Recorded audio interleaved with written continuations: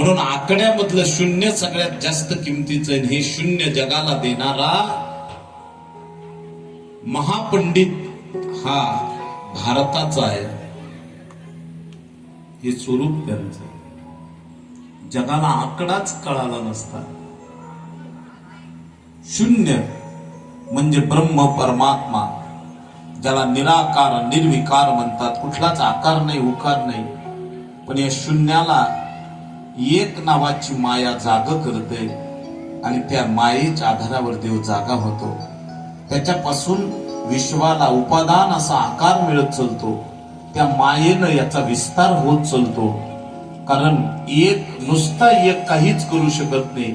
एकाच्या पुढे शून्य द्यावं लागतं तेव्हा त्याचे 10 होतात. म्हणजे ती माया आहे, पण त्या तिला त्याचा आधार घ्यावा लागतो. त्याच्याशिवाय तिची किंमत वाढत नाही. लग्न करून आल्यानंतर मालकीन मोठ्या थाटात सगळा ताबा आणि सगळ्याला सांगत असते हे सगळं माझं.